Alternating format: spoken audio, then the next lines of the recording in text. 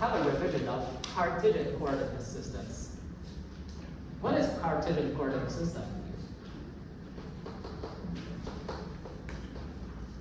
So, for example, suppose we have a three-dimensional space, and we have three axes. They are vertical to each other, like this. And we just define one of these as x-axis, and the other one as y-axis, and the other one as z-axis. They are vertical to each other, x, y, z. And we call these kind of systems as Cartesian coordinate systems, like x, y, z. But what about cylindrical and spherical coordinate systems? Okay, these are two different coordinate systems which we are going to use quite a lot in the course of electrodynamics. All right, I'm just going to tell you the cylindrical coordinate systems. So suppose we have x, y, z here, and we have cylindrical.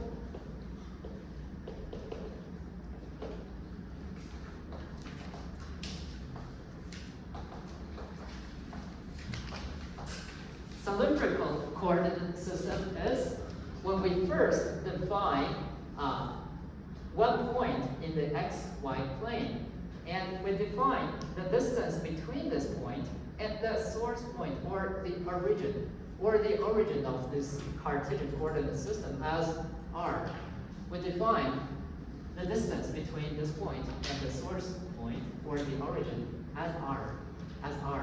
And with this r, we can draw a circle. And secondly, we define the theta, the angle between r and x. This is the second thing we define. And with this, we can define a line within the xy axis. After we define this line, we then define the height, which is identical to the z-axis. So we have a direction here, and a direction which is tangent to this circle, and then we have another direction which is vertical to this plane, which is shown here. If my drawings aren't too bad, we can have a look at here. So r is in this direction, and theta is in the direction which is tangent to the circle of this r, and z is the direction which is vertical to both r and theta. Now let's have a look at these three unit vectors. We have r, theta, z. Are they vertical to each other or not? These three. They are also vertical to each other. Because we have r here, and theta, e theta, is tangent to the circle. And r is the radius of the circle. That's why r is also vertical to theta. And z is obviously vertical to the xy plane. And both r and theta falls in the xy plane. That's why they are also vertical to each other. How do we understand this? We say we have x, y, z. For example, these three. They are x, y, z. They are vertical to each other, of course. If we move an angle, they're different from the original x, y, z. But they're still vertical to each other. They can still form a coordinate system. We can still define one point and the only point in the three-dimensional space. And this is the cylindrical coordinate system. Now let's have a look at how to convert these r, theta, z into x, y, z. So we just see x first. How do we calculate x using r, theta, z? So we see r is here, and r's projection to the x-axis should be r cosine theta, and this is x. What about y? Because r falls in the xy plane, r sine theta should be y. What about z? Z is z because we didn't change it. Z is the height. After we define the base area, z is the height. That's why z is z. So this is the cylindrical coordinate system. Now let's have a look at the spherical coordinate system, which is here. So similarly, this time we define, all right, my draw here is probably not very good to understand. So let's have a look at this coordinate system, this cartoon or this picture. So we have x, y, z as the Cartesian coordinate system. Now we try not to define r so that it falls in xy plane. We define any point, no matter where it is, any point distance between the point and the origin of the Cartesian coordinate system. So this one is r. After we define an r, we know that it forms a sphere. It actually forms a sphere because we don't know where it is, where this point is, and all points will form a sphere. After we define the r, let's define theta and phi. Let's have a look at phi first. Phi is the angle, so that the angle between r and z-axis, and theta is the angle after we project r to the xy plane. We first make a projection of r into the xy plane, and then we make another projection of this line, to the x-axis. So this is theta. Let's have a look. After we define r and theta, let's not look at phi first. R and theta, we know that, hey, okay, now we have a sphere, but after we define this theta, we now know r's angle to x. So we know from a sphere, it becomes a circle. Like this. And after we define r's angle between z and r, we know that, oh, now we have an only point. Now we can determine the only point in the three-dimensional space, which is defined by not x, y, z, but r, theta, and phi, which is also not defined by r, theta, z, but r, theta, and phi. So now let's have a look at how we convert these three coordinates into x, y, z. Let's have a look at x first. We know r is here, and r's projection to xy plane should be, because y is here, should be r sine phi, because this is pi over 2 minus phi. So r sine phi is here, and we project again to the x-axis. So we have r sine phi cosine theta. This is spherical. We have x equals r sine phi cosine theta. Now what about on y-axis? R sine phi first, and then with the projection to y-axis. This one should be r sine phi sine theta. What about z?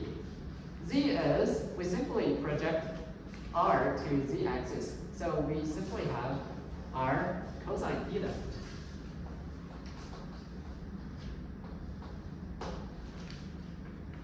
I'm sorry, phi. So this is spherical coordinate system, as we can also convert r theta phi into x, y, z using these. Now let's have a look at when we try to make integrals, we have to calculate integrals in most cases in our physics courses. Now, let's have a look at the dV, a small volume, a very, very small volume. And how do we define the dV using cylindrical and spherical coordinate systems? Let's have a look at, it's not easy to draw in the blackboard because they are very complicated. So let's have a look at this here instead of the blackboard. So for cylindrical coordinate system, we know r is in the direction, but it's within the xy plane. It's in the direction of the radius here. That's why dr should be this length. Should be there. That's dr. And what about d theta? Theta is here. R's the angle between x and r. So d theta should be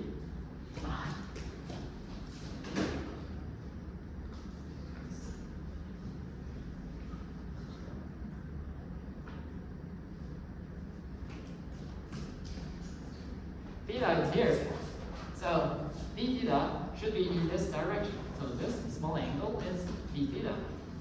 Now, after we have r and d theta, we know the small volume area is here. So r is here and theta is here, d theta is here. So this curve can be represented as r d theta. And r is in this direction, that's why this length is dr. And we have dz here because z is vertical to the xy plane. Now, we have a very, very small volume. That's why we can approximate this stuff into a cube. That's why the volume can be represented as r dr d theta dz.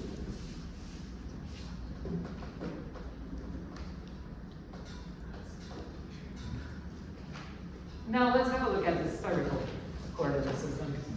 So we have a small volume here, and we know r is in this direction now. R is in this direction. That's why this length is dr. And what about this small length and this and this? So let's have a look at this first.